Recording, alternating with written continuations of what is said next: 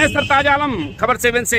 हम लोग उत्तराखंड के हल्द्वानी में, और हल्द्वानी में इस वक्त हम लोग मौजूद हैं डिग्री कॉलेज के आसपास, क्योंकि आज एमबीपीजी डिग्री कॉलेज का निरीक्षण करने आए हैं गणेश गोदियाल। गणेश गोदियाल है कांग्रेस के सीनियर नेता और पौड़ी लोकसभा से कांग्रेस के प्रत्याशी। तो आज एमबीपीजी कॉलेज का निरीक्षण करेंगे, क्योंकि वहां पर ईवीएम मशीन वगैरह सब रखी हैं। पौड़ी लोकसभा सीट काफी चर्चा में रही है, कांग्रेस बीजेपी के बीच बहुत बढ़िया चुनाव वहां पर हुआ है। नतीजे जो 4 जून को आएंगे, लेकिन ईवीएम मशीन वगैरह जहां रखी हैं उसका निरीक्षण करने आज आए हैं। तो चलिए आपको लेकर चलते हैं वहीं पर।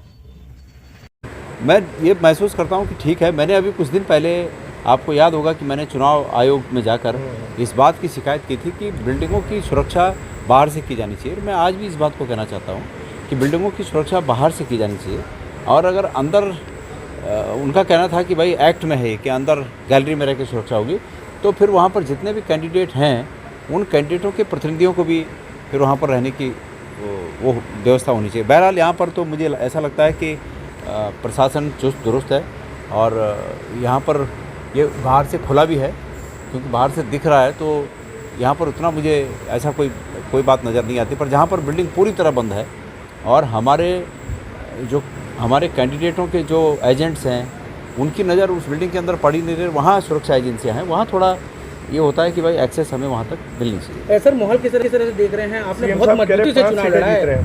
जी, सीएम साहब कह रहे 5 सीटें जीत रहे, आपको क्या उम्मीद है? देखिए, वो उनकी पार्टी के नेता हैं, वो कह रहे होंगे कि वो 5 सीटें जीतेंगे। अब तो सब बंद है ना मशीनों में, तो अब ये कहना कि मैं ही जीत रहा हूँ, इसके लिए 4 तारीख का इंतज़ार करना पड़ेगा। जहाँ तक मेरा अपना प्रश्न है, मुझे पूरी उम्मीद है कि यहाँ पर उत्तराखंड की जनता ने इस समय बदलाव के लिए वोटिंग की है, और जो ये बीजेपी ये मान रही थी कि बहुत सॉफ्ट पिच है, बहुत आसान पिच है, चुनाव जब सामने आया तो बहुत खुरदरी उन्हें पिच लगी।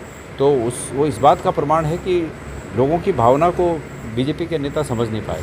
तमाम बेरोज़गारी है, महंगाई है, अग्निवीर जैसे योजना से उन्होंने गढ़वाल रेजिमेंट और कुमाऊं रेजिमेंट में जाने के जो हमारे युवाओं के सपने थे, उन सपनों को चकनाचूर किया है। कानून व्यवस्था की बातें हैं, गढ़वाल में अंकिता भंडारी का मुद्दा आप समझ सकते हैं कि हमारी बेटियों के लिए कितना अहम मुद्दा था।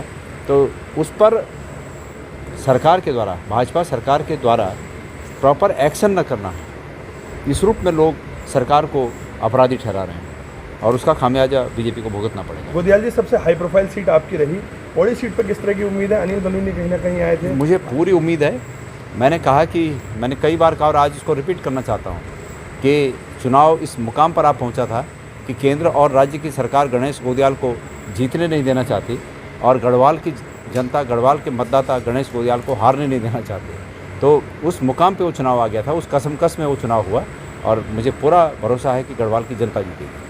तो साथियों, आप हमारे साथ खबरों में बने रहिए। हम इसके अलावा भी ताज़ा तरीन खबरें आपको देते रहेंगे। आपको हमारी लाइव कवरेज कैसी लगी बताना ना भूलें, और इसमें लाइक, शेयर और कमेंट ज़रूर करें।